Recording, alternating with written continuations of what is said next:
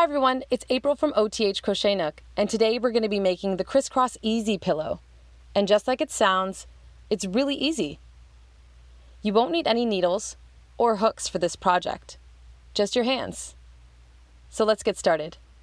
We're going to be using the new Bernat Blanket-EZ yarn with loops built in.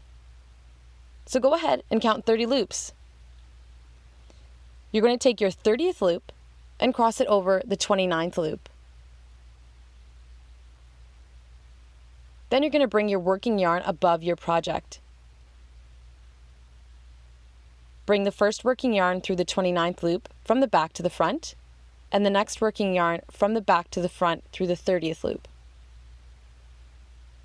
Now you're going to go ahead and cross the next 2 stitches in the same way and pull the working yarn from the back to the front. You're going to complete this row just like this all the way to the end. And make sure you do count 30 loops at the end of each row, then you know you haven't missed any loops. So you cross the 2 stitches and pull the working yarn from the back to the front.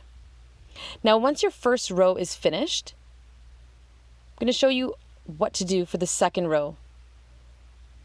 The last stitch you just worked, don't touch that one. We're going to be crossing the second and third loop. You're going to pull the working yarn through the third loop from the back to the front and pull the working yarn through the second loop from the back to the front. Now you're going to continue this row exactly like this.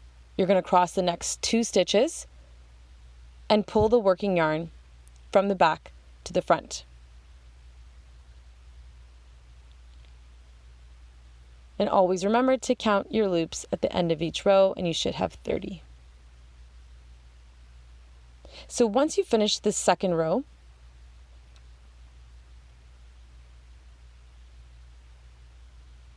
and you have 3 loops in the end, go ahead and cross the last 2 loops there and bring your working yarn through from the back to the front and leave that last stitch unworked.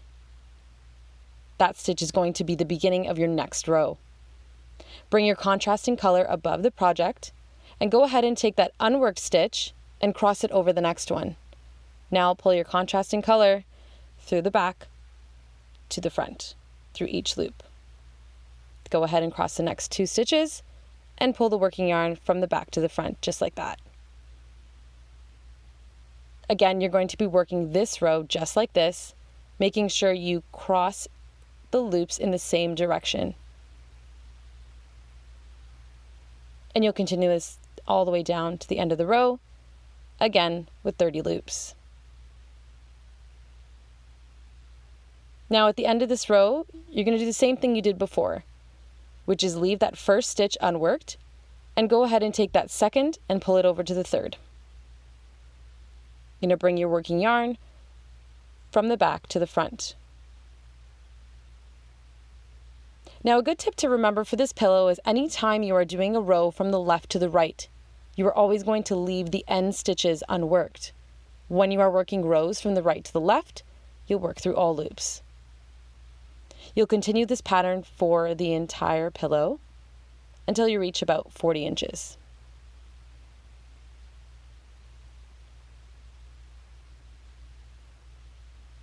So that's the end of that row, and not to forget to not touch that end stitch there.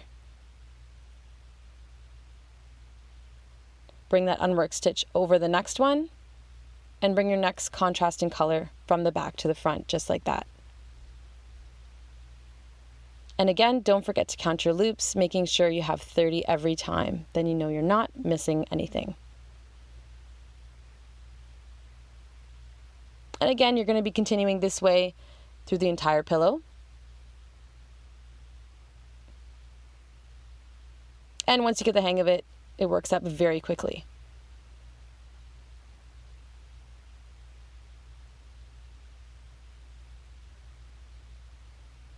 So again, you're going to be doing this long rectangle until it reaches about 40 inches. Now we're going to go ahead and bind off the end of the pillow.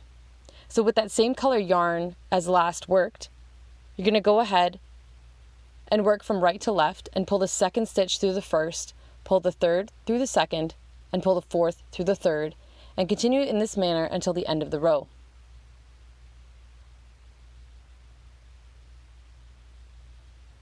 This is going to leave a seamless and very clean edge to your pillow.